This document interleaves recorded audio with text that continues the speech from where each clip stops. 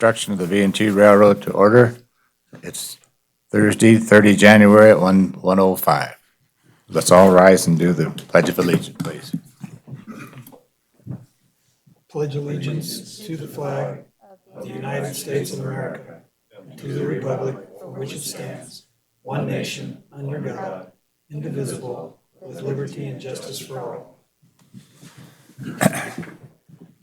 We have roll call, please. Denny Dodson. Here. Nick Morano, absent. He did confirm he'd be here, though, so he could slip in any time. Stan Jones, Present. Mike Santos, Here. and Marshall McBride is away today as well. We have a quorum. We have a quorum.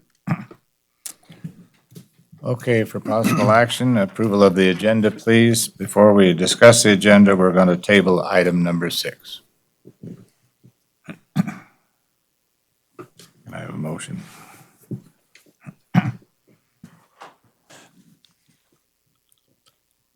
Do it. I'll do it. Go ahead. Yeah, I'll make a motion to approve today's agenda with moving to item 6 at another time. I'll second. Motion second. Any public comment? All those in favor, aye? Aye. Opposed? Stan, could I make a comment just real quickly? Sure. I've been working with Vanessa still on the audit, and she did ask for an additional week or two. And possibly, no, most likely we are going to call a special meeting to approve the audit. We did get an extension from the state, but it expires the last Thursday of this month, so we cannot postpone it until the next board or commission meeting. We'll need to do it between now and then. Okay. Thank you.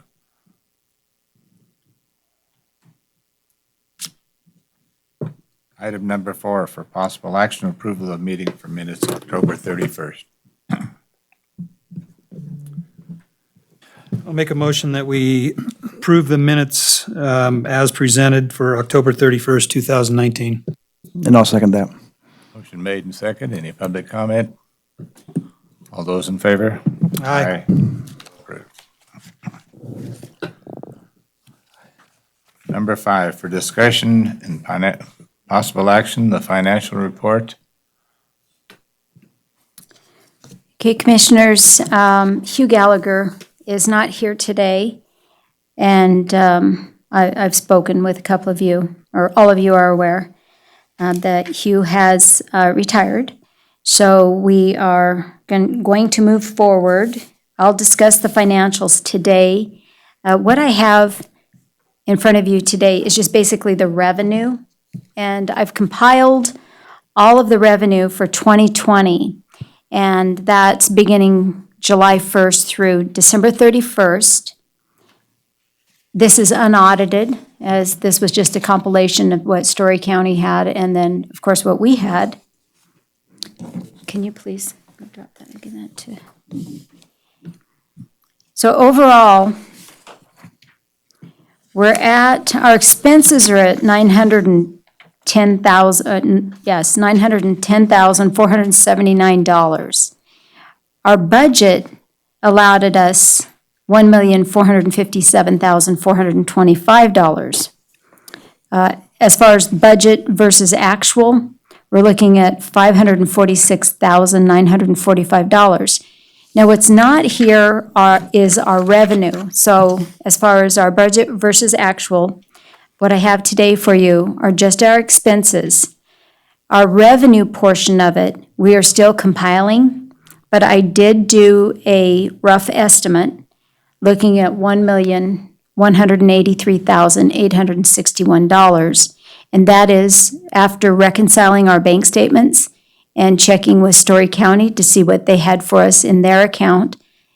The revenue portion, or the revenue for fiscal year 20, is $1,183,861.70. We're still in the black. We're at nearly $273,000 in the black. But when we review our January figures in February, you will see that I did write a check to rail events for nearly $175,000. And that takes that takes a big chunk out of what our bottom line would be. We'll still be in the black, but that leaves us at $100,000. The biggest expense that was unbudgeted was for the number 18 steam engine. So far for fiscal year 20, we have spent just for this fiscal year $108,000. Overall, it's well over $300,000. We're probably looking at close to $400,000 for the number 18, but this year, again, an unbudgeted item was the number 18 steam engine, and that's what has put us so close to being at our actual, close to our bottom line. So there is some conversation after this meeting. Mike Santos and I have spoken. After this meeting, we'd like to get together with individuals from Story County and ourselves and discuss where it is that maybe we can make up some of these funds that we did not expect this year and that we paid for from our operation funds. Again, this is an unaudited report, but I did want to come back to and let you know that we've done well. In fact, our ticket sales, our Polar Express, we sold out. We did very well for our Polar Express. Our regular season, we didn't do half bad either, especially when we had to call on a third passenger car throughout the summer. And we do have still left about $240,000 in revenue that we'll see this year during fiscal year 20. And that's going to come from our Mother's Day train and our June steam train rides. So we have May and June yet to make up for this fiscal year. We're looking good, and in fact, we're looking better than I had originally forecasted. Any questions? With that, Elaine, does that leave us enough money for marketing to start the next season? Are we all at that budget money set aside for that to go roll into this year? It's going to be very tight, and no. In fact, I contacted David Peterson and asked him about maybe doing some marketing for us, partnership marketing. You are also on the list to check in with you and see if you could help us out through the rest of the fiscal year. And we did spend a lot last season, and then again on Polar Express. It paid off, and it paid off very well. We sold quite a few tickets. But as far as our marketing, we're right at the point right now where I want to keep it tight until we see how everything shakes out after the audit. And that includes track maintenance. That includes other items as well that are, that we still have to pay. And so I guess the long and short is that I'm going to tighten up on our expenses until the audit is finished for fiscal year 19. It ultimately always does boil down to financials and making sure we have our budget for these items. The last thing I want to see is us cut back on marketing. It's like one of those things you do once and then don't do it again. You basically wasted your money. And I hope we don't run down that road. But I know how important it is to be transparent and to provide the public and our board here documents that we can manage throughout the year. Story County, honestly, I won't speak for the comptroller or the whole county, but I know it's been tough. And their record keeping was a new system. It has not been that good for some of us, and I think this organization has suffered a little bit on that. I would encourage somewhat of a committee to circle back to review the MOU on that and the accounting and the quarter cent fund and how that's distributed. I think it's time to really lock all that down And we have some new players apparently, so just my thoughts only. I know the board will have to talk about that, but that's just my thought right now is a time to probably look at that, because last thing you want to do is start a fiscal year off budgeting, you're good, and then in the middle of the year, change directions because you're wasting money. I agree with Denny 100%. That's why pinpointing the number 18, that $108,000 is somewhere that we did not expect to spend as much as we did. And there's an area that maybe we can talk to Story County about a request for funds. That would help us out. That'll see us through to the end of this fiscal year and on budget. We also can anticipate getting our FEMA grant returned to us, our reimbursement, and that's $28,500. We should see that this year. So there's still a few things that we can lean on. It's just until we have, again, the audit, and then we can have discussions with Story County. That's where I'll be able to answer your question, Denny, of, do we have money to market and how much? But I've also have Plan B set aside, and that would be to, of course, we have our RAT cards. We've got some of the, we still have Argentum working with us to do earned media. We can see the next couple of months through, but staying on a shoestring budget until we can get to the point where we end this year in the black.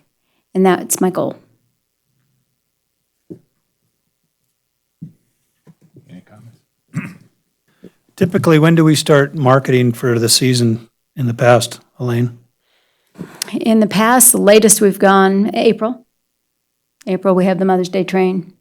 We have, and Molly will give a report today, but our social media is still going strong, and we've got our new handles, our social media handles in play. The one story that I know could ignite everything is the number 18 coming back on track. That's going to be the spark that really sets up our season. So we'll see. I do have a report here from Tom Gray that I'll read to the commission. There's some unforeseen things, but April, to answer your question, April is when we'll be looking at doing some basic advertising. Any public comment? I appreciate your comments, Denny. I know we will visit MOU. So, thank you, though. Let's see. Number 7, for discussion and possible action, update on the 2018 FEMA grant reimbursements. Okay, again, we can expect about $28,500 for FEMA reimbursements. It's been going well. We've been going back and forth. Any type of information that they've required to complete the process, we have been able to provide them the information. I'm not sure of an exact date or when to expect the funds, but at least we know we are still going to receive the reimbursements after 2 years. So that's good news. Yeah. Any comment? Any public comment? Number 8, progress report on number 18. Okay, as I indicated, Tom did send an email and said, you can budget for the 18 next year. Its use next year. I'm hoping he means next season. We had to drain and winterize the engine in November as the cold weather set in. We were able to do some boiler work since then, including installing a new swing check valve in the engineer's branch pipe. We machined both the original boiler stop valves and made new packing glands and new packing gland nuts. We disassembled the steam side of the air compressor, freed up rings, and installed new gaskets. We have reassembled the air compressor. We have repaired a leaky handrail stud and completed the wiring for the headlight and did some jacking work. In February, actually this weekend, we will reassemble the boiler and fill with water for another steam test in the middle of February.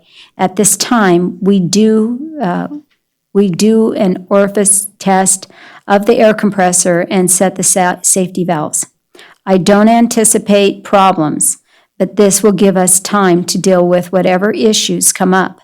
The FRA has been notified if they want to examine the engine at this time. Respectfully, Thomas Gray.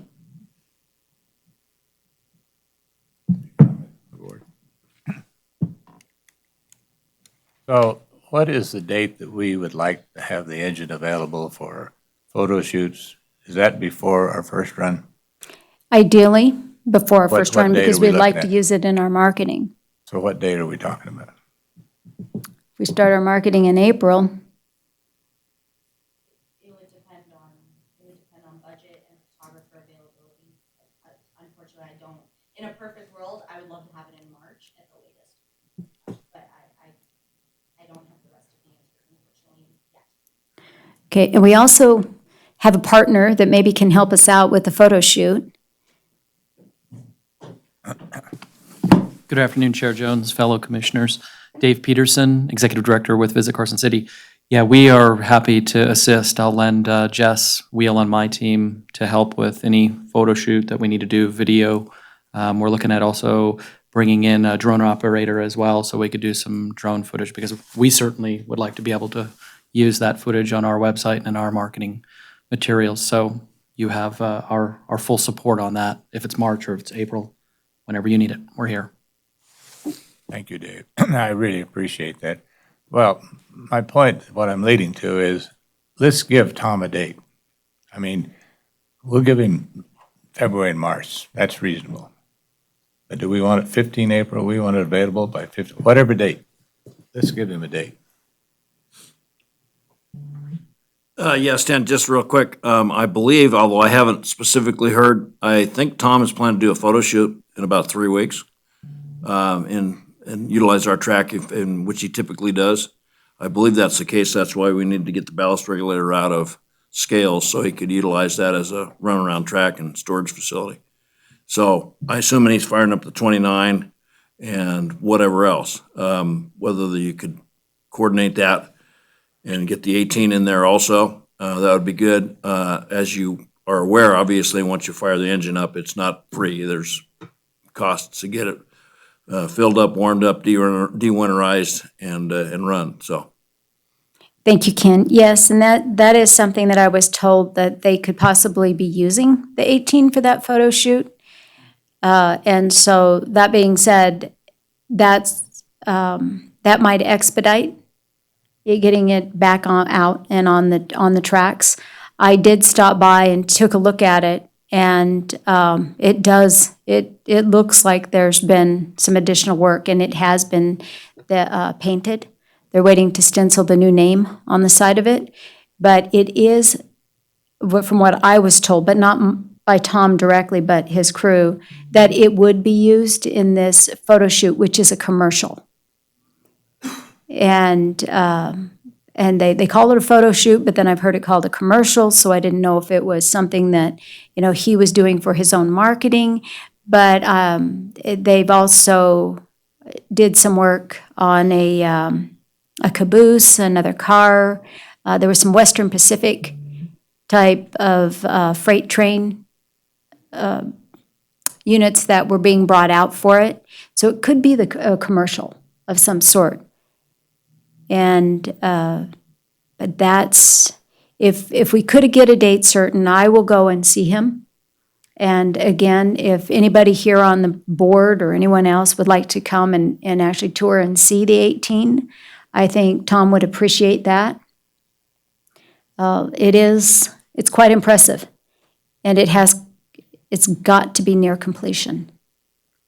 At least that's what I'm being told, is that it is near completion, date certain.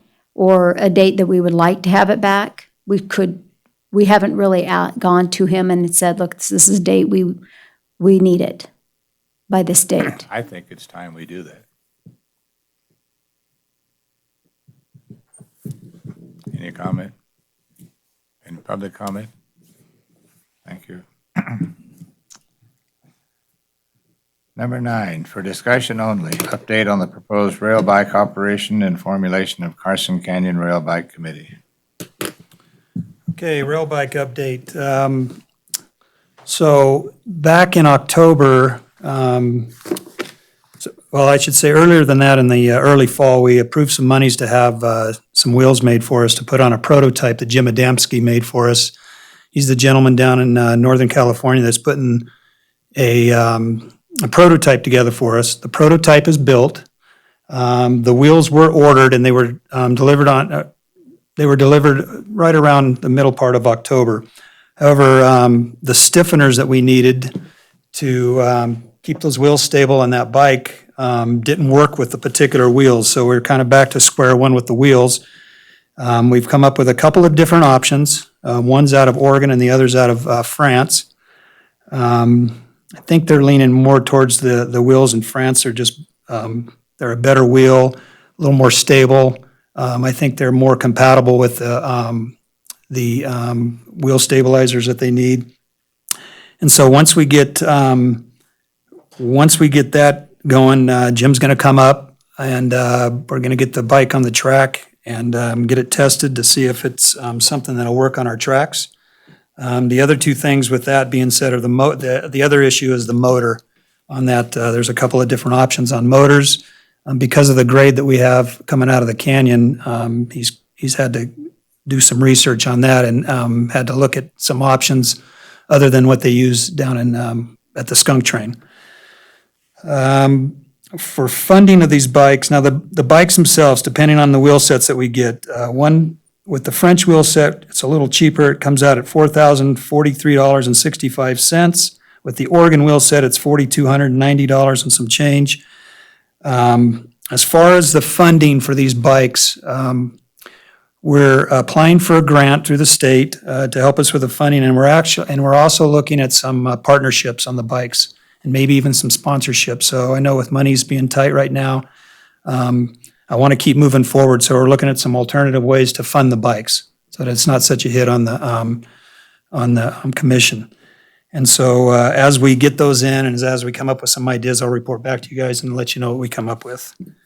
And then I'd like to form a committee to help us move forward with the bike, to include Elaine, myself, Nick's interested, and then we reached out to Dave Peterson from the Visit Carson City. He's agreed to help us on the committee, and then of course we wanted to have Jim Adamski on there since he's building the bikes and could be a good resource for us. So I'd like to move forward with that and get some ideas on how we continue to look at getting these bikes on the tracks. I think that it's going to be a successful business, and I've already had people coming up to me through various events that I've been and just that I've been to, and through the CTA, some of the events that we have coming into town, the biking events, and the people that are putting these on are very interested in the bikes. And one even suggested that he'd like to put us in a bike expo and showcase the bikes for us. So I think it's going to be successful once we get them on the rails, and I look forward to moving forward on this. Anybody have any questions? Comments, questions? Any public comments? Dave?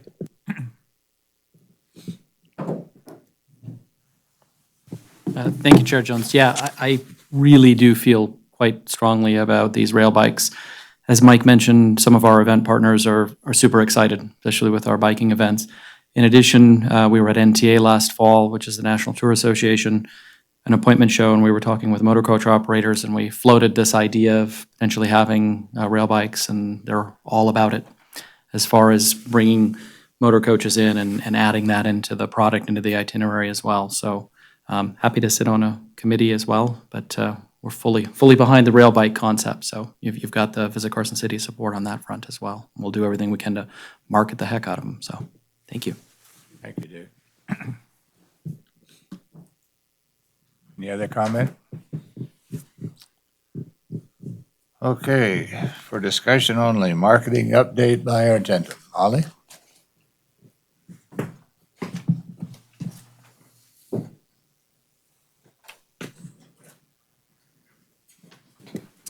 Good afternoon, Chairman and members of the committee. For the record, my name is Molly Ellery with Argentum Partners. So the two documents you have before you, one is more of an analytical overview of the actual year 2019 and our efforts, and the other are samples of the creative items that we put together. So just going through the marketing report, especially in comparison to 2018, 2019 was absolutely fantastic. We saw all of our numbers increase, not only in the measurable things such as ticket sales, but also with the impressions, people visiting our website, people engaging with us on social media and in the community. Some of the things that we wanted to point out is typically throughout all of our marketing, our engagement rates were above industry average, whether it was the number of people clicking on our emails or our social posts, or the number of people transitioning through social to the website to buy tickets. So across the board, our marketing was above the industry standard, which we are really proud of. Some of the other things that we were incredibly happy with was the amount of earned media we were able to secure, which you'll see on the last 2 pages of the report. It doubled from 2018, which we are incredibly happy with. We got engagement not only from our local news stations and radio, but also from some very prominent regional bloggers. And then we had several hits with, for example, Los Angeles Times or with Via Magazine. And to that note, one of the things that we would like to comment on and thank Dave and his team for support with was Carson City was absolutely fantastic in helping market VNT, piggybacking on our efforts and allowing us to piggyback on theirs. So we felt that several of the things that we saw increase was a direct correlation to their just continued support of the program. So we were very, very thankful to have that extra resource. The website is fully updated with all of the new photos and the new video that we did in June, sometime last year. I still have pregnancy brain, even though I'm not pregnant. But the website is completely updated with brand new assets, and we make sure to stay on top of updating it for content as well. Overall, you gentlemen can see the numbers that we have, but overall 2019 was an incredibly successful year, and we're looking forward to going into 2020 and keeping that same momentum. If there are any questions, I'm happy to answer them. You know me, I always got one or two. I love it. Can you walk us through the Facebook transition? Thank you. So that has been, I will be honest, that has been an absolute nightmare on our end, and one that I am very disappointed to say we were not able to resolve in the way that we would have hoped. We are not entirely sure who set up the Facebook page initially and how it was done, but it took months of research to try to get ownership of the page, try to work with Facebook to change the name of the page, and inevitably, because of the timelines that were imposed upon us, we were not able to change the name of the original Facebook page to something that was representative of our brand. And again, I don't know who set this page up, but I have no answers. Including working with Brain Trust and reaching out to some other Facebook experts, they were completely stumped in how to do this. So unfortunately, we had to start a new Facebook page, which is completely fine, but that is not going to be as much of a resource for us this year as it was last year. We are going from 17,000 followers to, last I checked this morning, we had right around 200 followers. So it's not going to be the resource it was, but it will still be a resource we continue to use and build with our new brand. Molly, is there a transition plan, or is it just cold turkey, just jump off the cliff? I mean, are we going to try and work both pages for a little while, so we don't lose those, that's 17,000 people we're talking to. Not that we can talk to them on a post, unless you pay for it, but that's a hard one to swallow. Trust me, this hurts me as much as it hurts you. But yes, so what we've done on the old Facebook page is we've changed the photography so that when people are searching for V&T Railway, that's not going to be the thing that they want to click. It's going to be the one with our logo. So that was the first thing. The second thing we did is across all photos and posts, it says, hey, we have a new home. We couched it in a fun way. New year means new home. So we've moved to a new page. So it has that handle listed so people can go follow it. We will be continuing to operate both pages in the sense that we'll post the original content on our new page, share it on the old page, and then pin those posts to the top of the page, so it's the first thing people see. And then when people comment on it, which has been happening frequently, we are responding to it with the new page and encouraging them to follow us. We've also posted the handles on our Facebook and our Twitter page as well to try to drive audiences that way. But until we are explicitly instructed to no longer touch the old Facebook page, we will continue to operate it and try to move those followers over. Thank you. Any public comment? Thank you, Molly. Thank you. Good job. Item 11 for discussion only, General Manager's report. Well, we received our feedback from relevance regarding the Polar Express, and I really thought we knocked it out of the park this year. Between the decor and the staff and the prologue, everything, it was so much better even than last year. And last year we had improvements.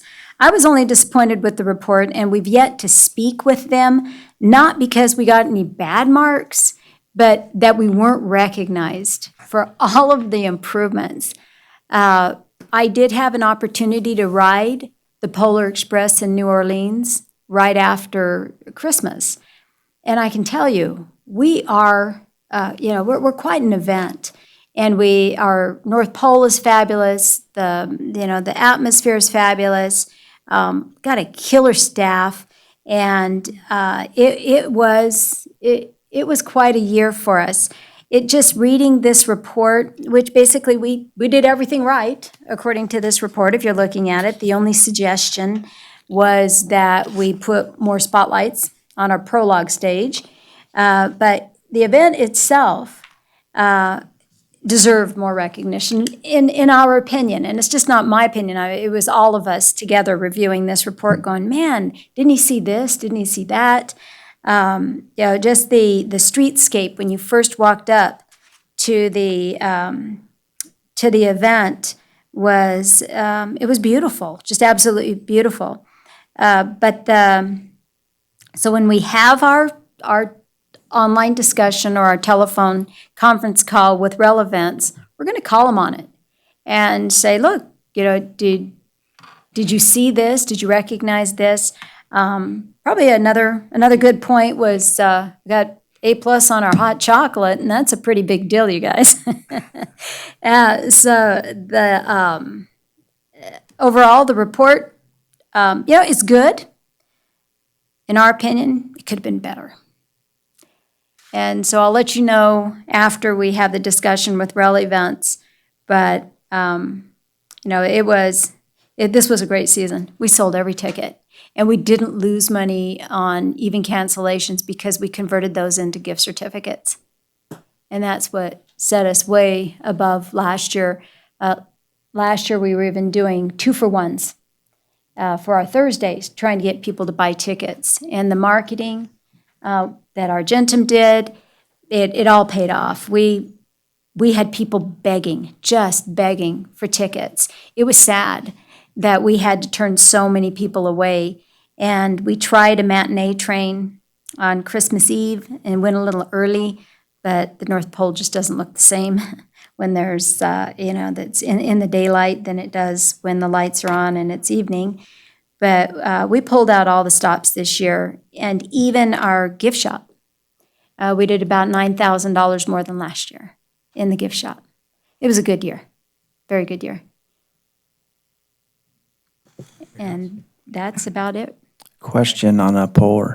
As we go into next year, fiscal year, you're budgeting for that. Now, what are we doing to let us grow? Are we going to look at an additional car on the same days? Or are we, I know we've done stuff before Christmas, after Christmas, or before Thanksgiving, didn't really worked.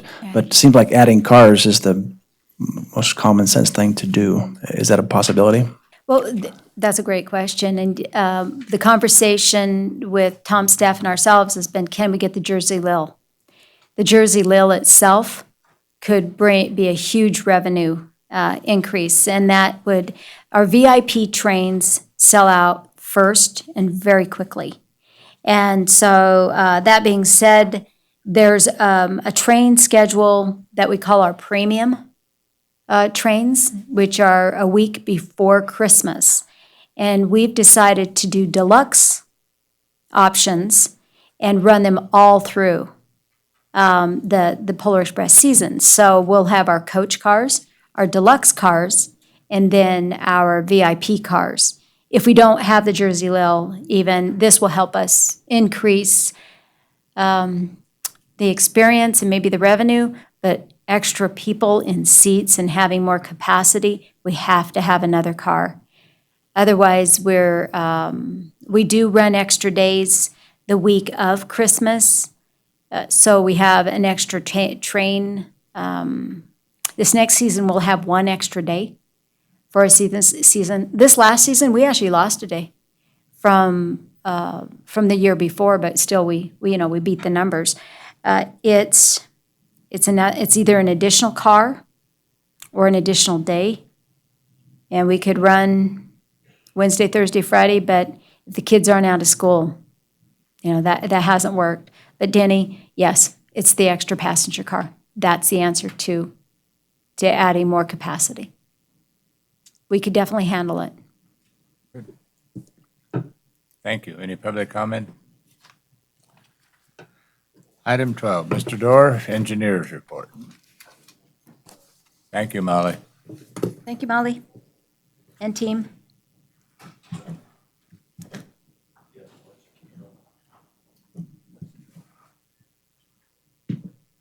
Ken, you're up. Thanks for the wake-up, Stan. Dozing off here. I need this back, but basically this is a compilation of our annual inspection of the railroad, which we tried to do. You guys want to gander at that guy? What we tried to do with an annual inspection, number one, we're required by federal law to inspect our bridge over Highway 50 once a year. NDOT doesn't have to inspect their bridges once every 2 years, but we're special now that the Congress passed a law back in 2008. I think it was in conjunction with the law that also required positive train control on all the railroads there now. But anyway, it is what it is.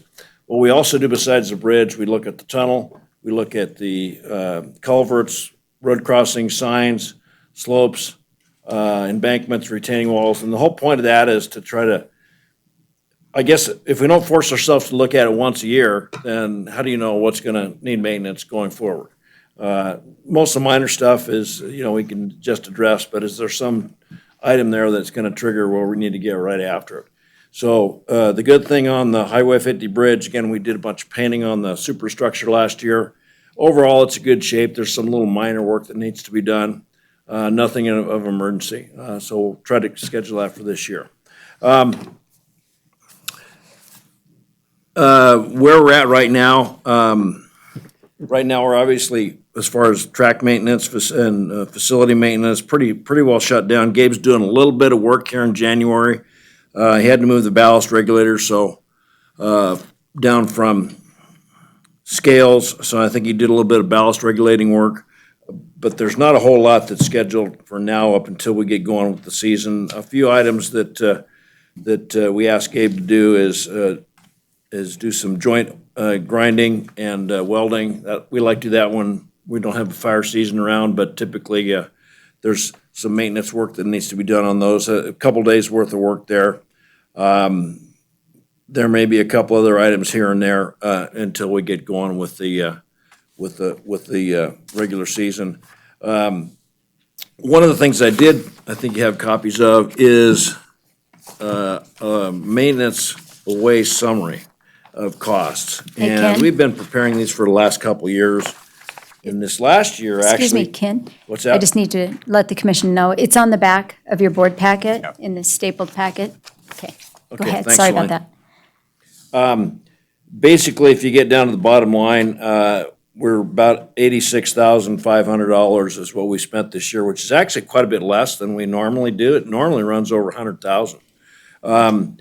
And that's even with the fact that we spent $7,000 to repaint the bridge. A couple things we didn't get done, there were a couple days worth of work that Gabe has to normally do. We just didn't get to him for joint oiling, so he's gonna have to do a little bit, probably double that work next year. That's not a huge item. What this does not reflect is the cost of equipment/train rental from Tom. I don't have that information. I guess that's coming right directly to you, Elaine. I haven't received anything as of yet. Yeah. And basically what Tom, for work train to dump ballast, charges about $1,000 a day to dump ballast. The use of the excavator, the on-track excavator is pretty costly. It's about $1,500 a day, and I'm assuming there's probably a bill to 6 days, 7 days, something like that. Yeah, that potentially is forthcoming. So those are costs that are not reflected in this spreadsheet. The other thing that's not reflected in this spreadsheet, other than Gabe's time, is a bill from Sperry Rail Corporation for the ultrasonic rail detection work that was done both on our railroad and Tom's railroad last year. We try to do that about every 4 years. Normally, at this point, I think it was gonna be about a $5,000 to $6,000 expense just for us. However, there was, and I'm not gonna go into detail on this, but there was a personnel problem with some of their folks, and neither Tom or ourselves has received a bill from those folks. So we may or may not receive a bill for that work. So who knows? That was, I think we did that in August is when that took place. I'm trying to think what else we got going on. There's no major projects, maintenance away projects that I can envision next year that are extremely costly. I do have a wish list. It's not a wish list. It's a list of material that we're definitely gonna need for spare parts, things that have worn out, bolts and spikes and miscellaneous items that Gabe needs to keep everything patched together. And what I was gonna do is get a quote from A&K, and I'll run that by you, Elaine, to make sure that we'll get an invoice or get a PO, basically, once that's approved. And that's probably $3,000 or $4,000.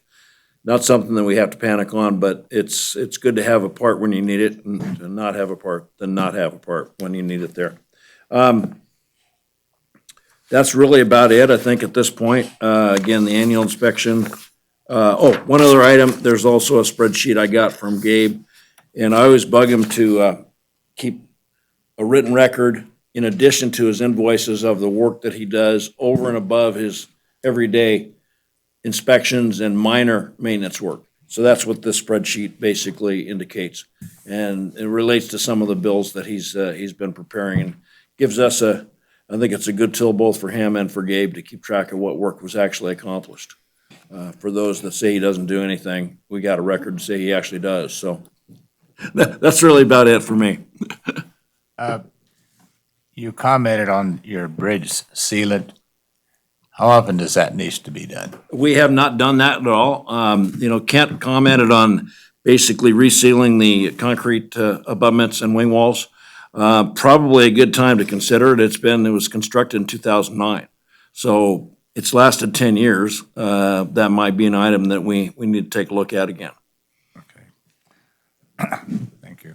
Any other comment? Ken, you're saying in your report, that's the most significant thing we need to do, right? Is that where it says the reapplication of the stain is the most significant recommendation right now? That's what Kent has mentioned. The other items are pretty minor. Okay, There's some spalling concrete, which basically, I think Gabe can fix those by just mixing up a little dry pack and putting that in there by hand. The problem we have on the bridge is that any work that's done on the superstructure is more or less okay. We're required to have fall protection program, protection basically by the Federal Railroad Administration. So it's a little dicey. Do we actually have that? Is there a danger of somebody falling? If they're working over top the bridge, they need to have gear that's going to prevent them from falling. If we have to get underneath the bridge, we have to get a permit from NDOT, close down a lane, and get a man lift in there to do that work, which is somewhat costly.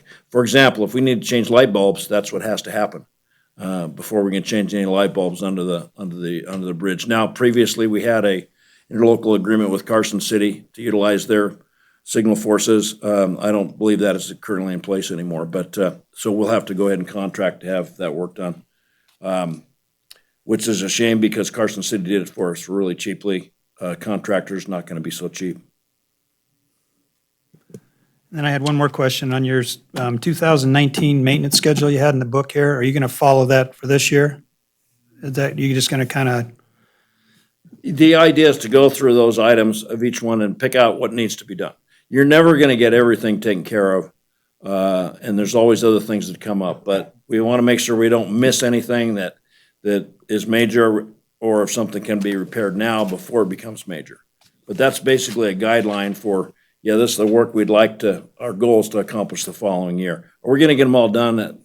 No railroad's ever done that, even ours. right. Now, I should have said that. I was going to ask if you're going to use that as a template, I guess, for this year, just to remind you of what may or may. That's the plan, Okay. and we intend to do that, yes. And Mike, we do need to review any projects so that we're not going over budget. So as we're moving forward with our budget, I reach out to Ken and we go over what needs to happen and we budget accordingly. Any other public comment? Thank you, Ken.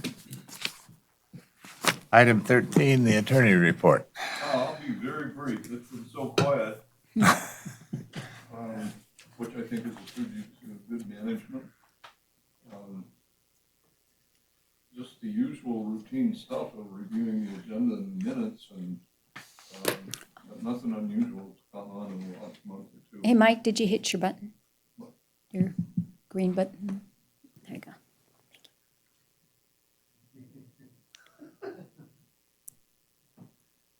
He's got a good voice, it projected. I know. Any comments from you guys?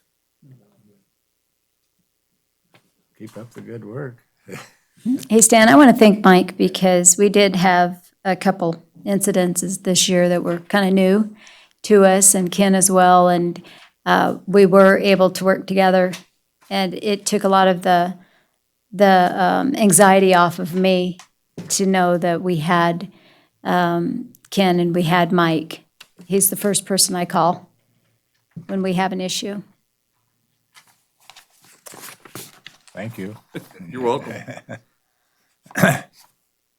Okay, discussion and possible action. The next meeting is scheduled for Thursday, February 27th at 1 PM. Any problems with that? Not for me, I'm good. Yep, all good. Good.